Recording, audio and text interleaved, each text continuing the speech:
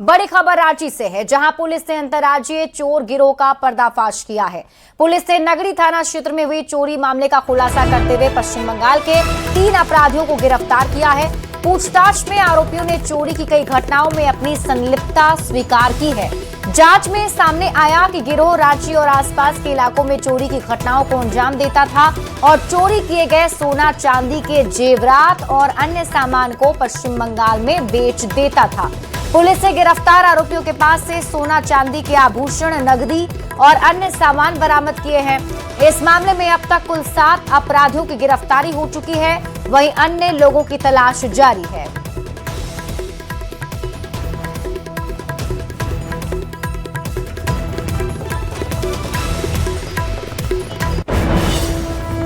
FIR दर्ज करते हुए पहले से जैसे पता हुआ आप लोगों को 3 अभियुक्त को गिरफ्तार कर उस कांड में जेल न्यायिक हिरासत में भेजा गया था।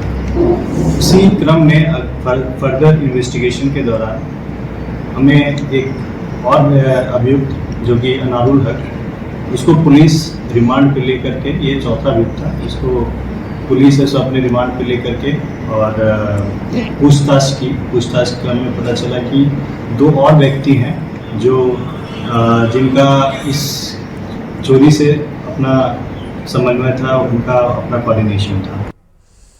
जमशेदपुर से आपको बड़ी खबर बताते हैं। 2 पक्षों के विवाद में गोली चली है। पुलिस ने 4 युवकों को गिरफ्तार किया है। 1 देसी पिस्टल और 4 जिंदा कारतूस बरामद किए गए। कदमा थाना क्षेत्र के रामनगर की घटना है। सिटी एसपी ललित मीणा ने प्रेस कॉन्फ्रेंस करके इसकी जानकारी दी है।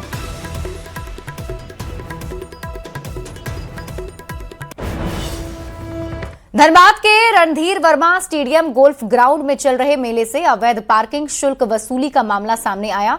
इस पर धनबाद नगर निगम ने सख्त रुख अपनाते हुए मेला आयोजक पर जुर्माना लगाने की तैयारी शुरू कर दी। मेयर संजीव सिंह ने स्पष्ट कहा कि निगम क्षेत्र में पार्किंग शुल्क वसूलने का अधिकार केवल नगर निगम के पास है और बिना अनुमति की जा रही वसूली पूरी तरह अवैध है।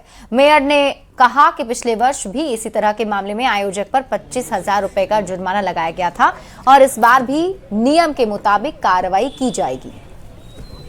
स्पष्ट कर देना चाहता हूं कि जिन लोगों के द्वारा ये जिस मेला के थ्रू ये लगाया जा रहा है उनको फाइन लगाया जाएगा और पिछले बार भी जो अवैध वसूली हुआ था उसमें भी फाइन हुआ था और इस बार भी फाइन होगा और यह हमारा प्रयास रहेगा कि जो अवैध वसूली हो रहा है उस मेले के नाम पर, पार्किंग के नाम पर, वो नहीं किया जाएगा।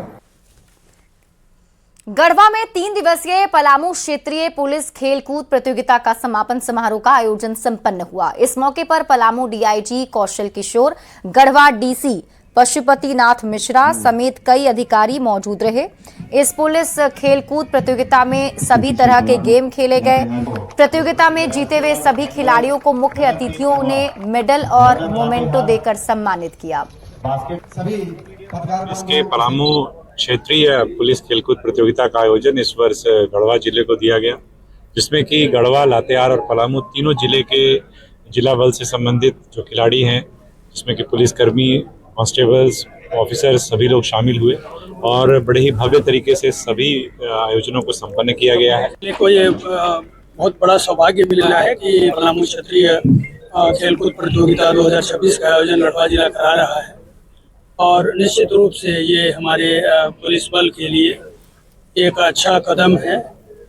चूँकि जैसा डीआईजी साहब ने बताया कि मोनोटोनस लाइफ हो जाता है या फिर जो एक्टिविटी है कहीं कुछ कम रहती है, तो खेल के माध्यम से उनका मानसिक एवं शारीरिक विकास होता है। जामताड़ा जिले के कुंडहित स्थित भागवत झा आजाद डिग्री कॉलेज परिसर में उस वक्त हड़कंप मच गया जब जर्जर और सूखे शौचालय के चैम्बर में साही दिखाई दिया है। साही के मिलने की खबर फैलते ही कॉलेज परिसर में लोगों की भीड़ जुट गई और सभी इस दुर्लभ वन्य जीव को देखने के लिए पहुंचने लगे। स्थानीय लोगों ने इसकी सूचना तुरंत वन विभाग को दी।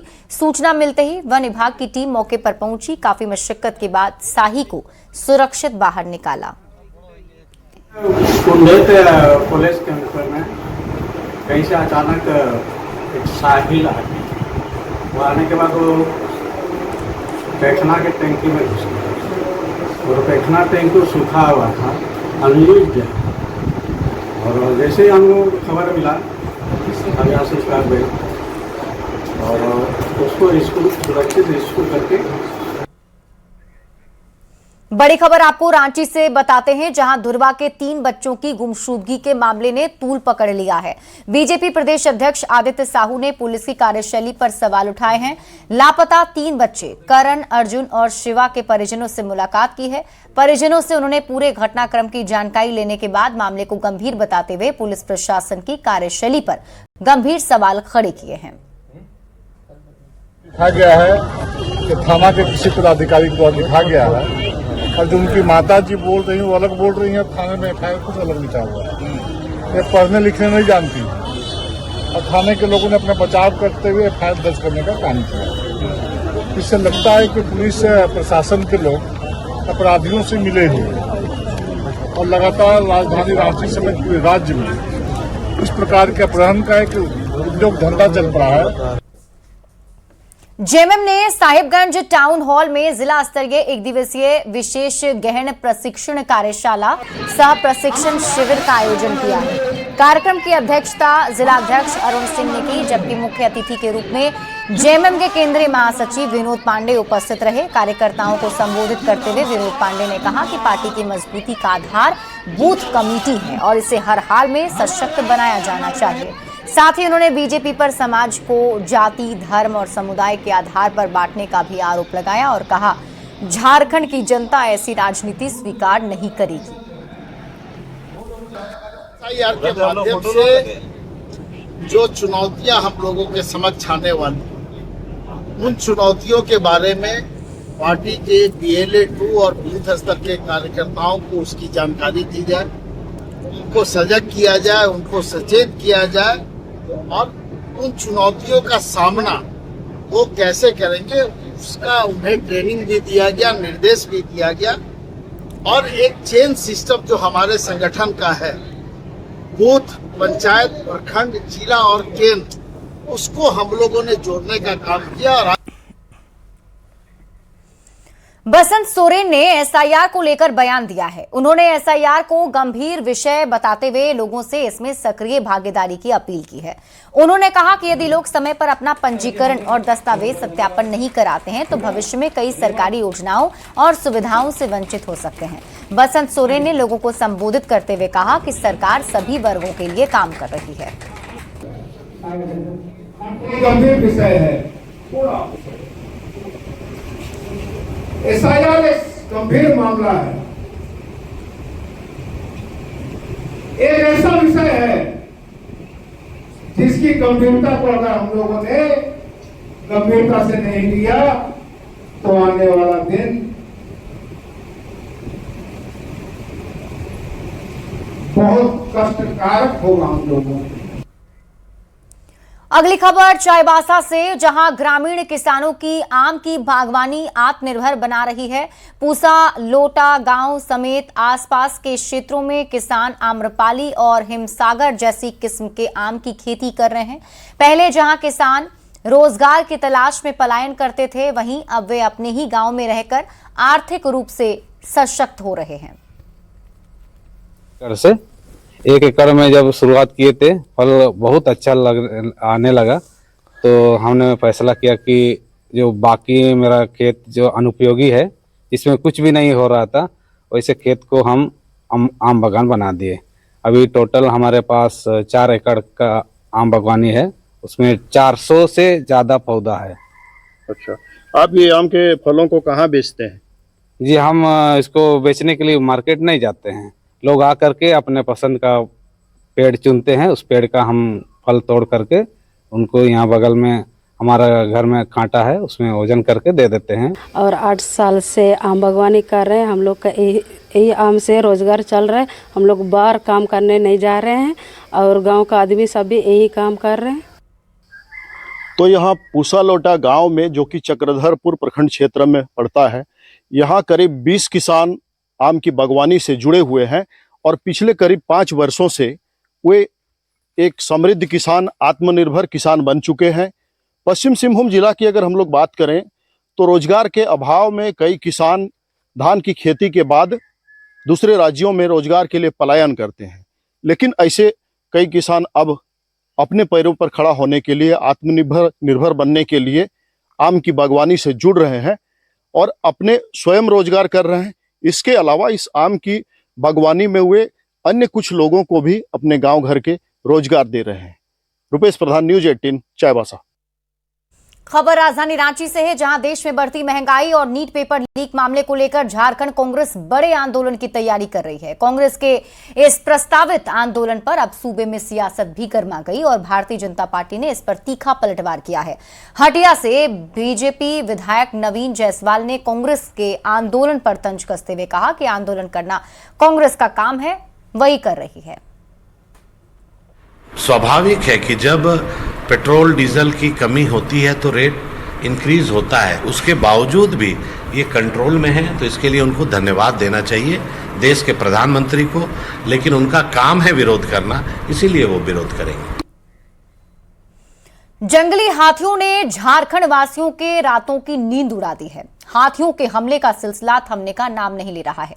लगातार हमले से लोगों में खौफ है, तो लोग अब रात जागकर बिताने पर मजबूर हैं। जंगली हाथियों के कहर से घर में भी लोग सुरक्षित महसूस नहीं कर रहे। पूरी रिपोर्ट देखिए।